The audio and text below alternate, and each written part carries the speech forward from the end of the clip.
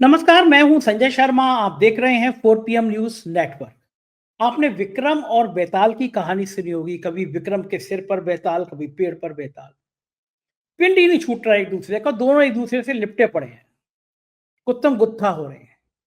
ऐसे ही हाल संघ का और भाजपा का हो गया है, या मैं कहूं मोदी और भागवत का हो गया है। कोई किसी से पिंड छुड़ाने का मन नहीं बना रहा, दोनों गुत्थम गुत्था है। संजय जोशी का अटैची तैयार है। इस बार जन्मदिन था संजय जोशी का, बहुत बड़ी संख्या में भीड़ जुटी। अभय दुबे जी के संग शो करता हूं। आज मैंने अभय दुबे जी के संग संघ के और मोदी के गुणा भाग के रिश्तों के बारे में बात करी। और बात करिए कि आखिर खेल क्या है, आखिर रणनीति क्या है, क्यों इतना भाजपा का राष्ट्रीय अध्यक्ष खिंचता जा रहा है। क्या संजय जोशी अध्यक्ष बनेंगे, या फिर संजय जोशी संगठन के महासचिव बनेंगे? क्या होगा इस लड़ाई का अंजाम? और इस बीच में जो उत्तर प्रदेश में घट रहा है, उसने मोहन भागवत समेत मोदी और शाह की गुजरात लॉबी के पसीने छुड़ा दिए। अखिलेश यादव को गोली मार दी जाएगी। अखिलेश यादव की जवान काटने वाले को 5 करोड़ मिलेंगे। जिसने कहा गोली मार दी जाएगी वो क्षत्रिय समुदाय से ताल्लुक रखते हैं, और मुझे बताया गया जिसने कहा जवान काट के ले आओ वो 5 करोड़ रुपए मिलेंगे, वो ब्राह्मण समुदाय से ताल्लुक रखते हैं। अखिलेश यादव अमर उजाला के एक कार्यक्रम में बोल रहे थे, कल वहां पे खड़े होकर भाजपा के नेता ने हंगामा काट दिया, वो एक ब्राह्मण जाति से ताल्लुक रखते हैं। और अखिलेश यादव भी इस बात का मैसेज दे रहे हैं कि जब करणी सेना का विवाद हुआ, रामजी लाल सुमन ने कहा वो दलित समुदाय से आते हैं, और उसके जवाब में जब इस तरह क्षत्रिय इकट्ठे हुए, हाथों में तलवार लहराते हुए, बंदूक लहराते हुए, उससे एक जातीय विद्वेष उत्तर प्रदेश में पैदा होता जा रहा है। इसमें कोई दो राय नहीं है कि जातीय विद्वेष का लाभ, व्यक्तिगत लाभ योगी आदित्यनाथ को मिल रहा है, लेकिन पूरा का पूरा नुकसान भाजपा को हो रहा है। योगी आदित्यनाथ देश में भारतीय जनता पार्टी के सबसे बड़े ठाकुर नेता के रूप में स्थापित हो रहे हैं, लेकिन भाजपा की बैंड बज रही है। अगर किस तरह का मैसेज पिछड़ों दलितों के बीच आ रहा है कि भाजपा सिर्फ ऊंचे वर्ग की पार्टी बन के रह गई है, ब्राह्मण ठाकुर बनियों की पार्टी बन के रह गई है, तो शायद जो लोकसभा के नतीजे थे उससे भी खराब नतीजे 2027 के विधानसभा चुनाव में होंगे, और फिर ये संदेश पूरे देश में जाएगा। ये ज्वलनशील मुद्दे हैं। इन तमाम मुद्दों पर मैंने अभय दुबे जी से बात की है। आज की बातचीत बहुत विस्फोटक है। दिल लगा के सुनिएगा, दिमाग लगा के सुनिएगा, क्या क्या तर्क हैं। मैं आपको अभय दुबे जी के पास ले चलता हूं। उससे पहले एक प्यार भरी एक जानकारी। मैं आया हुआ था अबू धाबी दुबई। मैंने ट्वीट किया, एक बहुत अच्छे इंसान है फरहान जी, एक अंतर्राष्ट्रीय स्तर का मुशायरा कराते हैं। उनका फोन आया, फिर वो मुझसे मिले। यहाँ टुंडे कबाबी का बहुत अच्छी फ्रेंचाइजी है उस जगह में, क्या बहुत सारे भारतीय वहां थे, तो मेरे को बहुत लोगों ने प्यार किया। फरहान भाई भी वहां आ गए, और उन्होंने कहा कि मैंने कहा मैं जा रहा हूँ। बोले मैं आपका पासपोर्ट छीन के रख दूंगा, क्योंकि ये मुशायरा जो है इसमें अब आप हमारे स्पेशल गेस्ट होंगे। तो इतना प्यार दुबई के लोगों ने मिला। इस मुशायरे की भी मैं कुछ आपको झलकियां दिखाऊंगा। जो आज रात को ये मुशायरा होगा, मैं इसमें स्पेशल गेस्ट की तरह बनाया गया हूँ। दुबई के मैं इसलिए मैसेज दे रहा हूँ कि दुबई के जो साथी मुझसे मिलना चाहते हैं, मैं उनसे क्षमा चाह रहा हूँ कि मैं समय भाव के कारण मिल नहीं पाया। तो आज रात को मैं मुशायरे में दुबई में मैं उन सभी साथियों से मुलाकात रहेगी मेरी, मैं वहां पे रहूंगा।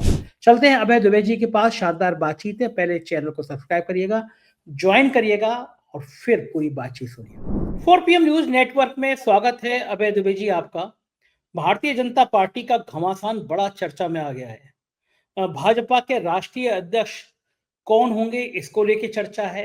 क्या यूपी में परिवर्तन होगा, इसको लेकर चर्चा है। गवर्नर को भी शायद दिल्ली बुलाया गया यूपी की। उसके बाद में यूपी के कई नेता बुलाए गए, और दोनों बातों को लेकर घमासान है।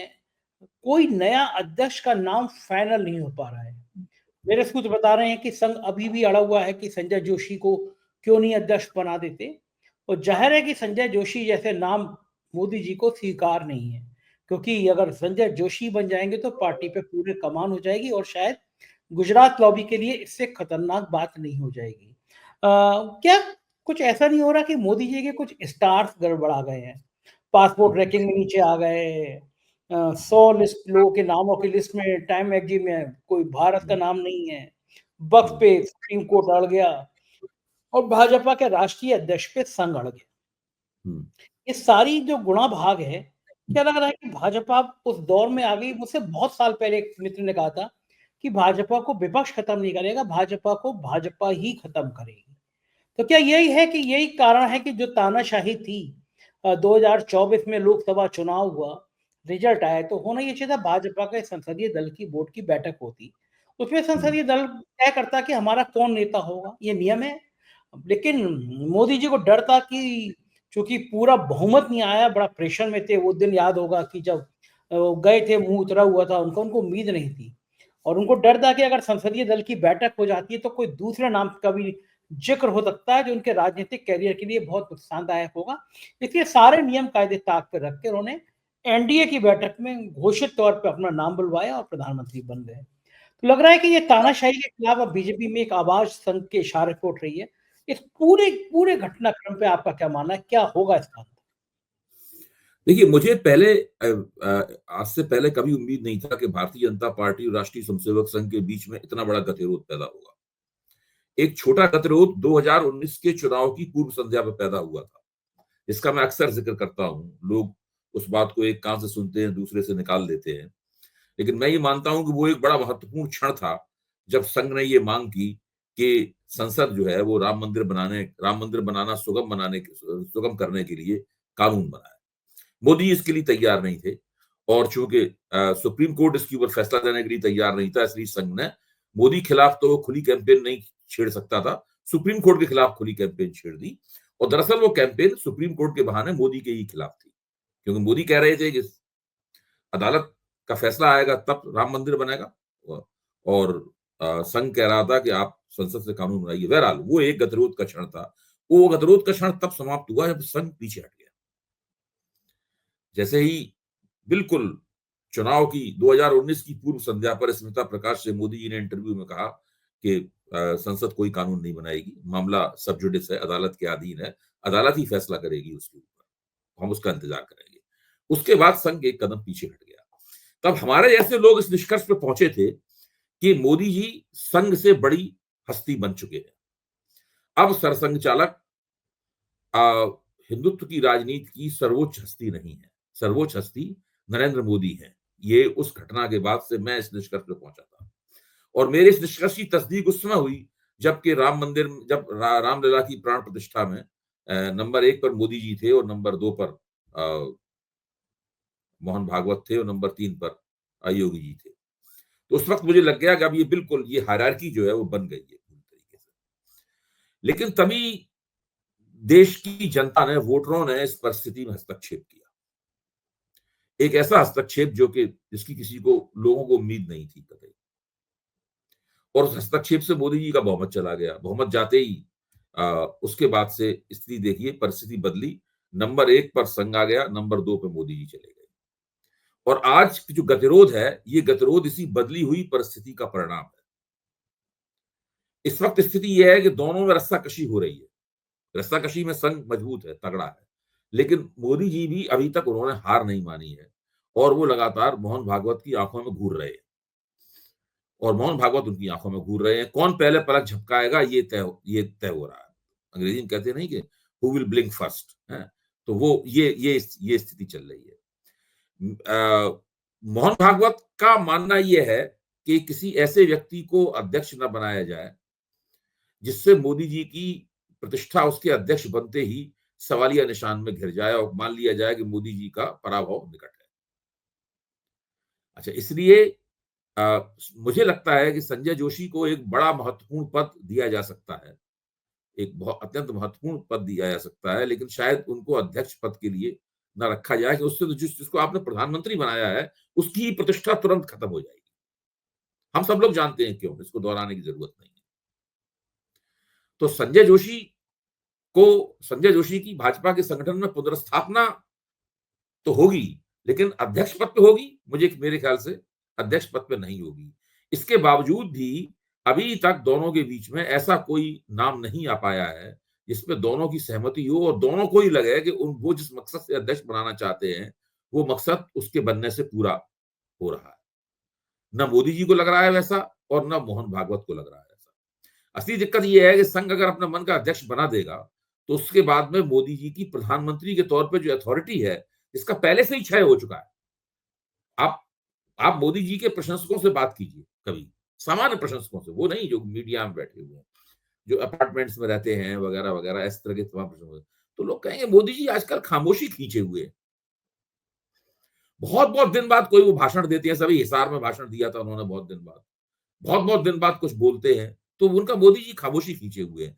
उसकी वजह ये है कि मोदी जी दरअसल पहले वाले मोदी नहीं है। अब इस बात को बार बार कहना पड़ता है, लेकिन ये मजबूरी है, इसको कहना भी चाहिए बार बार, क्योंकि मोदी जी का क्लेम यही है कि उनके रुतबे में कोई फर्क नहीं पड़ा है। उनके जो चाटुकार बुद्धिजीवी हैं, वो बार बार अखबार में लिखते हैं कि ये मोदी जी का वैसे ही मोदी जी की अथॉरिटी पहले जैसी चल रही है। ये सारी प्रक्रियाएं चल रही हैं और ये बड़ा ऐतिहासिक किस्म का गतिरोध है, ऐतिहासिक किस्म की रस्साकशी है, जो कि भारतीय जनता पार्टी और संघ के बीच में हो रही है। इस रस्साकशी का जो परिणाम निकलेगा, उससे फिर से वो हायरार्की एक बार तय होगी, पदानुक्रम, वो ऊंच नीच एक बार तय होगा कि संघ का हाथ ऊंचा है या भाजपा का हाथ ऊंचा है। ये ऐसा आपने कहा ना कि किसी ने कहा था कि भाजपा को भाजपा ही समाप्त करेगी, तो समाप्त तो इस देश के वोटर ही करेंगे। मतलब भाजपा कोई पार्टी तो समाप्त नहीं होती है, मतलब उसकी सत्ता की बात हो रही है, मतलब है। तो समाप्त तो इस देश के वोटर ही करेंगे और इस परिस्थिति को लाने में भी वोटरों का ही प्रमुख योगदान है, क्योंकि अगर वोटरों ने मोदी जी की बात मान ली होती और उन्हें 350 सीटें दी होती, तो इस वक्त मोहन भागवत जी अपने आराम से नागपुर में या झंडेवालान में बैठे हुए अपने संघ के कामकाज को देख रहे होते, वो मोदी जी के साथ में रस्साकशी न कर रहे होते, ये स्थिति होती। तो अब ये बड़ा ताज्जुब है कि लंबा बहुत खिंच गया। आपका क्या अनुमान है संजय जी, ये कब तक किसी तरह चलेगा? क्योंकि इसको तो अब खत्म होना ही चाहिए। हाँ, ठीक बात है। नड्डा जी सोच रहे होंगे, ऐसा लगता है कि हम कब तक बने रहेंगे अध्यक्ष। बिल्कुल सही बात। मुझे ये लगता है कि संघ के सामने भी एक मनोवैज्ञानिक दबाव ये है कि जो मोदी ने संघ को दे दिया, वो संघ को भी तो दिया किसी ने नहीं। संघ के 5 स्टार ऑफिसेज बन गए। देख ही रहे हैं आप, दिल्ली में जो उनका 7 मंजिला या 8 मंजिला जो भवन बन गया, वो एक आलीशान बन गया। पहली बार कारपोरेट की जगत के बड़े बड़े लोग संघ के मुख्यालय पहुंच गए। मोहन भागवत खुद जेट प्लस प्लस सिक्योरिटी में चलने लगे, निरे बंदूक। कहाँ संघ के प्रमुख जो थे, मैंने अपनी आंखों से देखा है किसी भी कार्यकर्ता की सामान्य सी गाड़ी में बैठ के चल दिया करते थे। कुछ लोग तो बताते हैं कि रज्जू भैया से पहले के दौर में लोग मोटरसाइकिल में बैठ के भी संघ प्रमुख चल दिया करते थे। किसी एक साधारण व्यापारी के यहाँ साधारण तरीके से भोजन करते थे, तो दिखाते थे कि जो हमारा जिला प्रचारक है वैसे ही संघ प्रमुख है, कोई अंतर नहीं है दोनों में। अब मोहन भागवत बंदूकों के साए से चलते हैं, उनके गनर दाएं हटो बाएं हटो वाले अभियान से चलते हैं। तो ये जो पैसे की ताकत की जो चमक पैदा कर दी मोदी ने संघ के अंदर, क्या भाई जी इस चमक दमक से, इस ग्लैमर से संघ निकाल पाएगा, या मैं ये दूसरे शब्दों में कहूं कि एहसान चुका पाएगा मोदी का वो?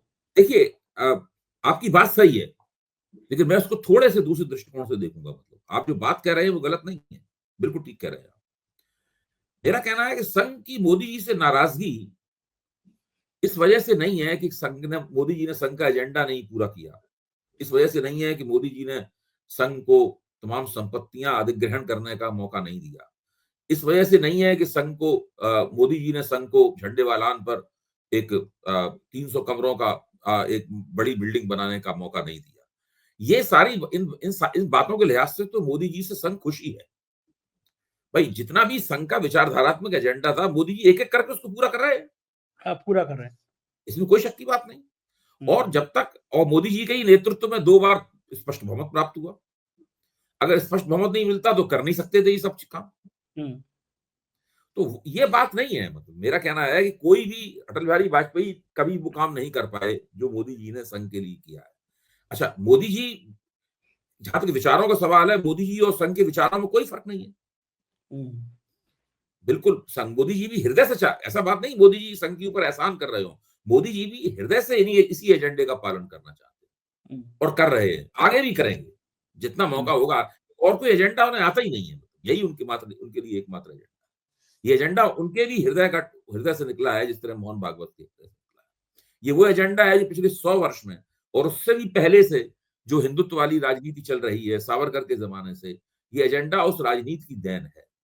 थोड़ा बहुत शब्दों का हेर-फेर होता रहता है, वो तो रणनीति के लिए, इतिहास से होता है। वरना इस एजेंडे में और मोदी जी के एजेंडे में, भागवत के एजेंडे में कोई फर्क नहीं है। और इस 10 साल सत्ता रही है, अगर भाजपा के पास इतना रुपया होगा तो कुछ ना कुछ तो संघ के चेहरे पे भी उस मलाई की चमक आएगी। यही वो बात तो है। आएगी आएगी, ज़ाहिर है। जब आप अच्छा भोजन करेंगे, उम्दा किसी हाई प्रोटीन फूड खाएँगे, लगातार रबड़ी, दूध, मलाई पे ही गुज़र-बसर आपकी होगी, तो चेहरे पे चमक तो आएगी ही आएगी। ये बात दूसरी है कि उससे आपकी हृदय की धमनियाँ भी फँस जाती हैं और आपको फिर स्टंट लगवाने पड़ते हैं, वो एक अलग बात है मतलब लेकिन चेहरे पे चमक तो आएगी, तो इस वक़्त संघ के चेहरे पे भी चमक है। दोनों के बीच का जो संबंध है, वो संबंध इस तरह का संबंध है कि मान लीजिए एक पूंजीपति अपने सबसे बड़े और सबसे अच्छे विश्वसनीय योग्य लड़के को अपना उत्तराधिकारी बनाता है और वो लड़का बिज़नेस को बहुत आगे भी बढ़ाता है। दूसरे चरण में पहुँचा देता है, तीसरे चरण में पहुँचा देता है लड़का बिज़नेस को। लेकिन फिर भी बाप संतुष्ट नहीं है उससे, क्योंकि बाप की बात नहीं मानता। ठीक बात वो बोली। बाप की बात नहीं मानता और वो साथ में ये भी दिखाता है बाप को कि तुमको आता नहीं था बिज़नेस चलाना सही और अब बात। तुम बीच में बोलना बंद कर दो। अब तुम केवल फिगर हेड हो, नाम मात्र के मुखिया हो मतलब। अब दरअसल हम हैं, हम हमारे अलावा और कुछ कोई नहीं है। तो ये जो जिच है मतलब अच्छा। दूसरे संघ की निगाह में एक विचारधारा के मुद्दों को आगे बढ़ाने की एक संस्कृति होनी चाहिए। विचारधारात्मक वो देश की जनता को एक खास तरह की आइडियोलॉजी का इंजेक्शन देना चाहते हैं। हुँ, वो आइडियोलॉजी का इंजेक्शन देने का औजार जो है इंजेक्शन, वो भारतीय जनता पार्टी है। यानी जनसंघ को इसलिए बनाया था कि जनसंघ एक इंजेक्शन है जिसके अंदर हिंदुत्व की विचारधारा भरी जाएगी, उसको तरल पदार्थ भरा जाएगा और इस समाज की नसों में, हिंदू समाज की नसों में वो इंजेक्शन लगा दिया जाएगा। वो इंजेक्शन लगातार लगातार रहेगा। इस बात पे भी मतभेद है। सरकार और पार्टी के संबंध कैसे होने चाहिए, इस बात पे भी मतभेद है। हुँ, मतलब यह है कि सरकार ही सब कुछ होगी और पार्टी उसका एक उपांग बन के रह जाएगी। जो हुँ। स्वयंसेवक होंगे वो रोज गा बजाकर सरकारी योजनाओं के पक्ष में प्रचार करेंगे, इसके अलावा और कुछ नहीं करेंगे। क्या सरकारी योजना ही हिंदुत्व की विचारधारा का पर्याय बन गई है? भाई ठीक है, लोगों को अगर उज्ज्वला योजना में फ्री सिलेंडर देना है घरों में महिलाओं को, तो वो है बात। अगर उनको डायरेक्ट बेनिफिट ट्रांसफर्स करने हैं, तो वो सरकार का काम है। और भी शौचालय बनवाने हैं, घर बनवाने हैं, बिजली पहुँचानी है, ये सरकार का काम है। लेकिन ये विचारधारात्मक शिक्षण नहीं है। ये तो सरकार को टिकाए रखने की युक्तियाँ और नीतियाँ हैं। हुँ, तो अब संघ का मानना यह है कि भारतीय जनता पार्टी के कार्यकर्ताओं का काम ये नहीं है। भारतीय जनता पार्टी के कार्यकर्ताओं का काम विचारधारा ले जाना है लोगों के बीच में। हुँ, हुँ। मोदी जी कहना ये है कि भारतीय जनता पार्टी का काम है हमें चुनाव जिताना और हमारी सरकार को टिकाए रखना, अगले चुनाव की तैयारी में लग जाना। बस ये और सिर्फ़ ये चुनाव चुनाव जीत लिया, तुरंत अगले अगले चुनाव की तैयारी में लग जाओ। संघ का सही कहना बात। है ये तो पार्टी करेगी ही, लेकिन साथ में विचारधारात्मक काम भी करना है। मोदी जी की बात ये समझ में नहीं आती है बात। मोदी जी मुझे इस तरह मानते हैं कि जो जो गैर भाजपा संघी है, यानी जो संघ के बहुत से स्वयंसेवक तो भाजपा में सक्रिय नहीं है। हुँ, सारे स्वयंसेवक तो है नहीं, दूसरे संगठनों में सक्रिय है। वो लोग करें विचारधारा का काम। ठीक बात है। और मुझे एक बात हम और तो मुझे इसीलिए उन्होंने भाजपा को चुनाव लड़ने वाली मशीनरी में बदल दिया है। ये फायदेमंद भी है और साथ में संघ के लिए इसमें कुछ दिक्कतें भी हैं। हाँ, तो ठीक बात। मतभेद के इस प्रकार के बहुत से कारण हैं। संघ ऐसी भाजपा बनाना चाहता है जो विचारधारा का इंजेक्शन लगाने का काम करे और उस काम को प्राथमिकता दे। दूसरे काम भी करे, लेकिन उस काम को प्राथमिकता दे। तो दोनों के बीच के मतभेद जो हैं, उनकी प्रकृति थोड़ी जटिल है। वो इतने सीधे और सरल मतभेद नहीं है। तो मुझे एक चीज़ और लगती है कि हमेशा कहा जाता है कि संगठन किसी भी व्यक्ति से बड़ा होता है। इस फार्मूले को रटती रही है संघ और बीजेपी।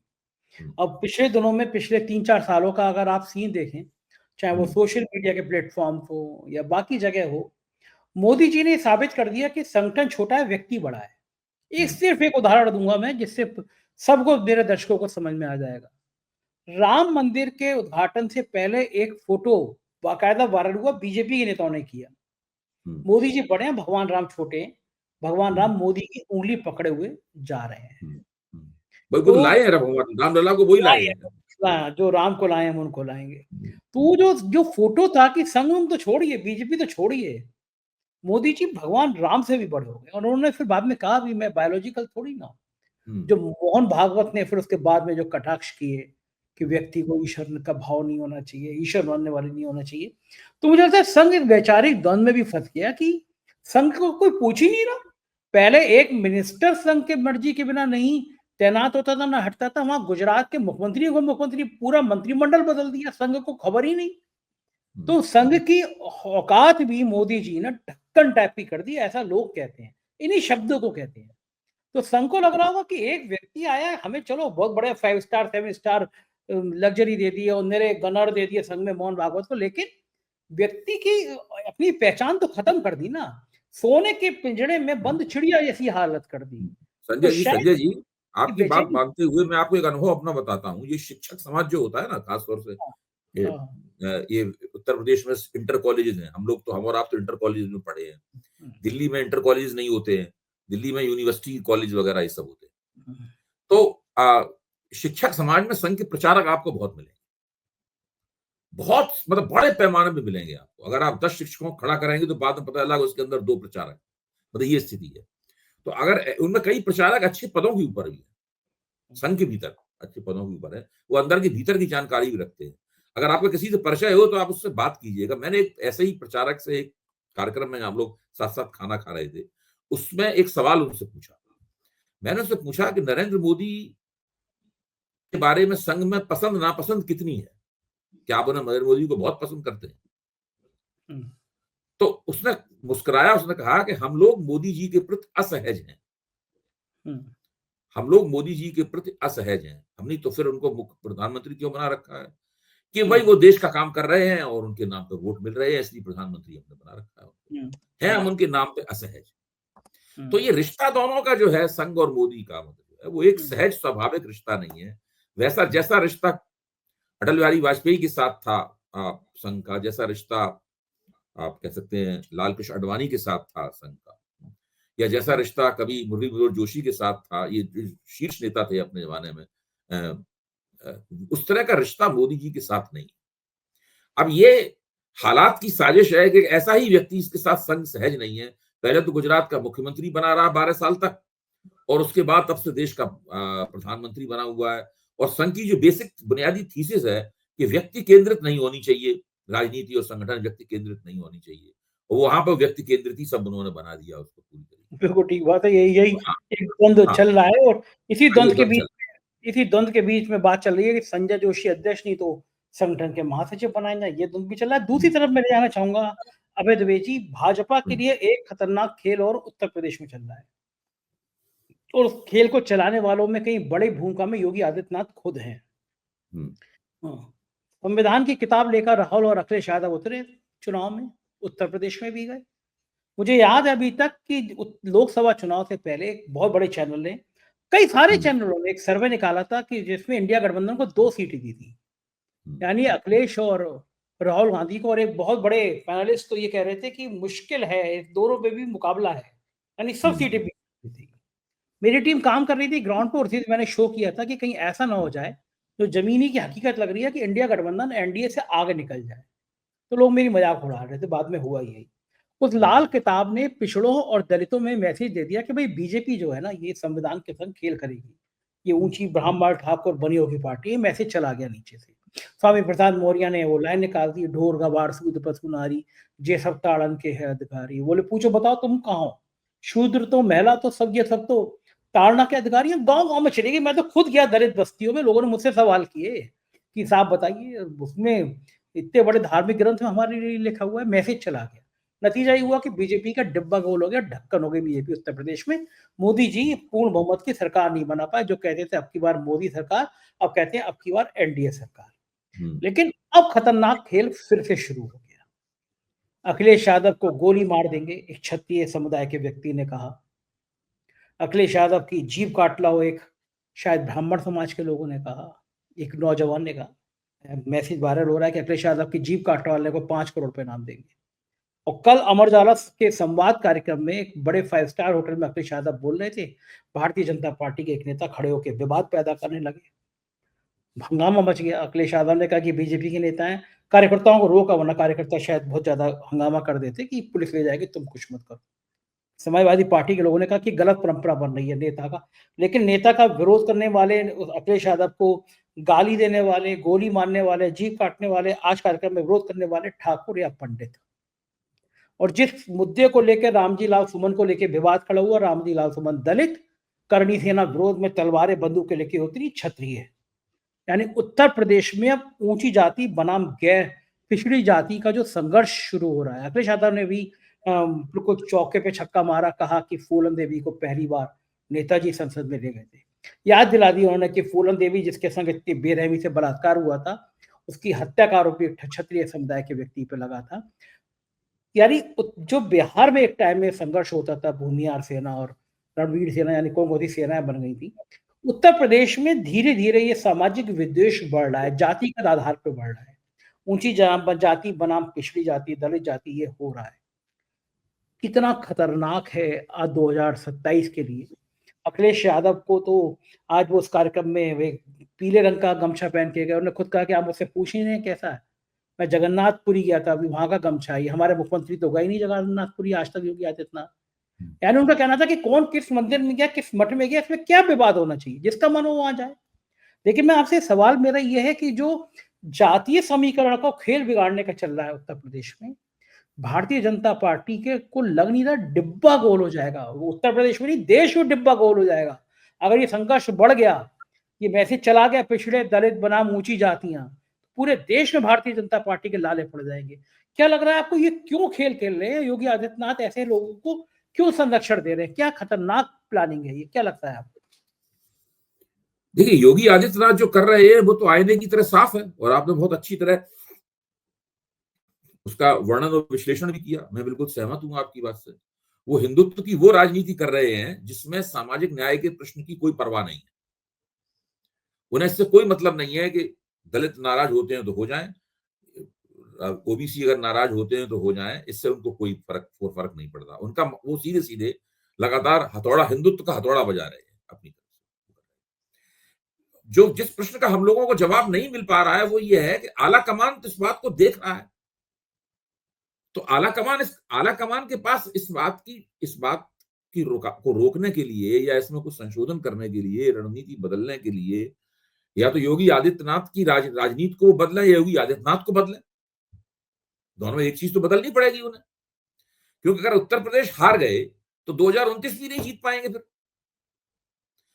मतलब कम से कम बहुत बड़ा सवालिया निशान लग जाएगा 2029 को। उत्तर प्रदेश के हारने से बहुत ही पूरी भारतीय जनता पार्टी की छवि में गुणात्मक गिरावट आ जाएगी। गुणात्मक और परिमाणात्मक, मात्रा और गुण दोनों की दृष्टि से छवि बहुत ज्यादा नीचे गिर जाएगी उसकी। तो अब आला कमान क्या सोच रहा है, संघ क्या सोच रहा है? संघ मतलब आला कमान के साथ आप संघ भी जोड़ दीजिए।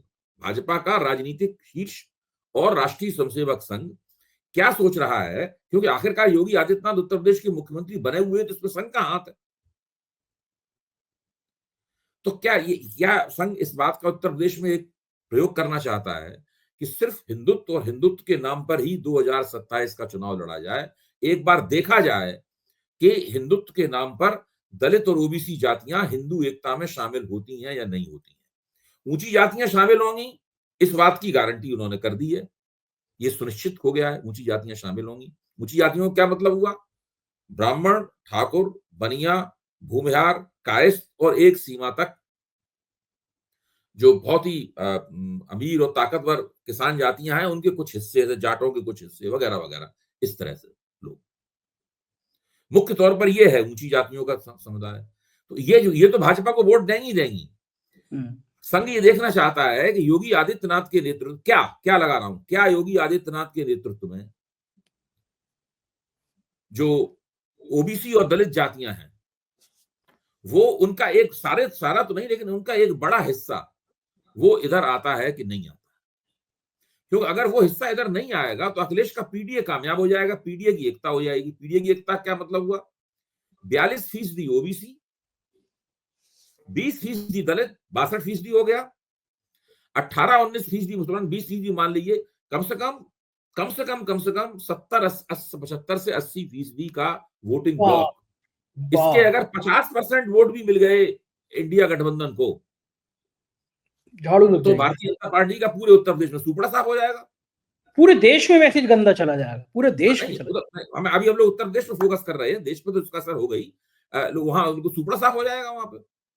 तो मैं ये कह रहा हूं कि ये ध्यान कीजिए, लोकसभा चुनाव से पहले जो भूमिका आज रामजी लाल सुमन निभा रहे हैं, या जिस तरह की भूमिका इंद्रजीत सरोज ने एक वक्तव्य में दिखाई है, इंद्रजीत सरोज का भी वक्तव्य आया ना, इनकी भूमिका आई है, वैसी ही भूमिका स्वामी प्रसाद मौर्य जैसे लोगों ने लोकसभा चुनाव से ठीक पहले निभाई थी। वो ऐसी ही आक्रामक बातचीत किया करते थे, ब्राह्मणों की आलोचना किया करते थे, द्विजों की आलोचना किया करते थे, और उसके बाद उसके मुकाबले सनातन का राग अलापा जाता था। आज भी लगभग वही उसी तरह का राग अलापा जा रहा है, सनातन का। आज एबीपी पर एक कार्यक्रम था, इस कार्यक्रम में मैं भी शामिल था बहस में, उसमें संदीप चौधरी ने आंकड़े दिए कि उत्तर प्रदेश दलितों के ऊपर अत्याचारों में नंबर 1 पे है सारे देश में। बाप रे। उन्होंने राष्ट्रीय अपराध ब्यूरो के आंकड़े दिए, आप एबीपी का कार्यक्रम देख लीजिए, उसमें सारे आंकड़े स्क्रीन पे आते हैं। और उनका कहना है कि अखिलेश यादव के शासनकाल में 3 वर्ष उन्होंने लिए और 3 वर्ष उन्होंने योगी आदित्यनाथ के शासनकाल में लिए। तो योगी आदित्यनाथ के, अखिलेश यादव के शासनकाल में दलितों के ऊपर जो अत्याचार हुए थे, उससे योगी आदित्यनाथ के उतनी ही अवधि में जो अत्याचार हुए हैं वो 54% ज्यादा है, 54% ज्यादा है। ओहो। दिन रात अत्याचार हो रहे हैं, दलितों के ऊपर बलात्कार हो रहा है। जब वो घोड़ी भी चढ़ के जाते हैं तो उनको राजपूत लोग डंडों से पीट रहे हैं बुरी तरीके से। और ये सिलसिला अभी से जारी नहीं है, जब से योगी आदित्यनाथ मुख्यमंत्री बने हैं, तो आपको ध्यान कीजिए उत्तर प्रदेश, पश्चिमी उत्तर प्रदेश में जाटवों में और राजपूतों के बीच में बड़ा जबरदस्त लंबा संघर्ष चला था। मेरे ख्याल से चंद्रशेखर तो उसके बाद ही जन उपजे हैं, चंद्रशेखर की हस्ती उभरी उसी संघर्ष से। हाँ, तो मैं आपको केवल याद दिला रहा हूँ, पूरा परिप्रेक्ष्य ही है। या तो यह कि प्रयोग है, देखिए, यह तो संघ का एक प्रयोग है कि इसको करके एक बार देखते हैं या इस प्रयोग में या तो ये कामयाब हो जाएंगे। अगर ये कामयाब हो गए तो भाजपा सबका सुपड़ा साफ कर देगी, और अगर कामयाब नहीं हुए तो भाजपा का सुपड़ा साफ हो जाएगा।